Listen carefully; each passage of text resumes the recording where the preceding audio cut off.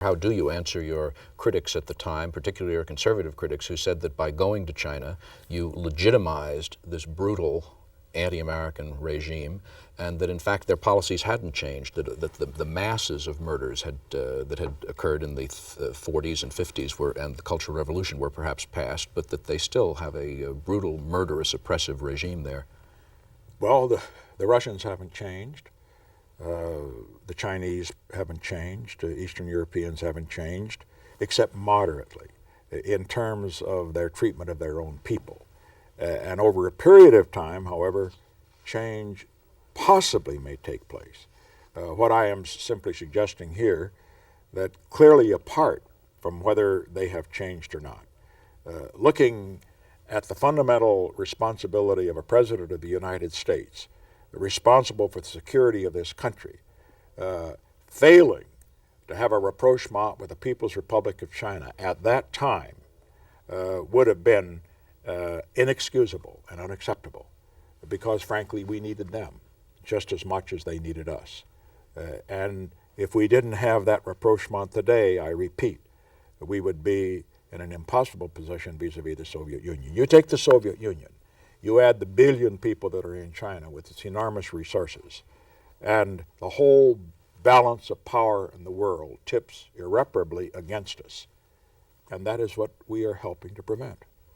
What does it feel like to sit across the table from a man who had killed someone with his bare hands and walked out of the room smoking a cigarette? Does it occur to you that he could do it to you under similar circumstances? I don't think of that, and I doubt if he thought of me in terms of the way he had heard me described as the capitalist devil. We were both pragmatic. We both had other things to think about that were, we thought, of higher priority than what had happened in the past. And that's the way we approached it. Is this attitude towards these leaders and regimes an exception to your conservatism? No. No, I would say that in the whole foreign policy area,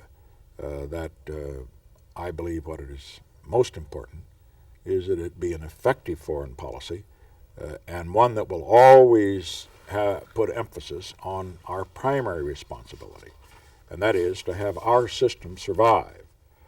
It must survive because the United States, whatever our faults may be, is the hope of the world. We are the main force that deters the only major nation that threatens war or defeating other nations without war, and we are the nation that will certainly defend freedom wherever we possibly can when it's within our capabilities. But if we compromise our principles, doesn't that make our survival not worthwhile, or the same nation isn't surviving? Don't you have to stand up at a certain point and be willing to die for what you believe in? As a matter of fact, war compromises principles. War is evil. All war is wrong. All killing is wrong. Well, you take Eisenhower's decision for the bombing of Dresden in World War II. It was a civilian target. And the firebombing of Dresden cost 40,000 German lives in one night. Now, that was immoral, but it would have been more immoral to allow Hitler to rule Europe. And those are decisions that leaders have to make, and sometimes they are terribly difficult. That was a difficult one for Eisenhower, as he often told me thereafter.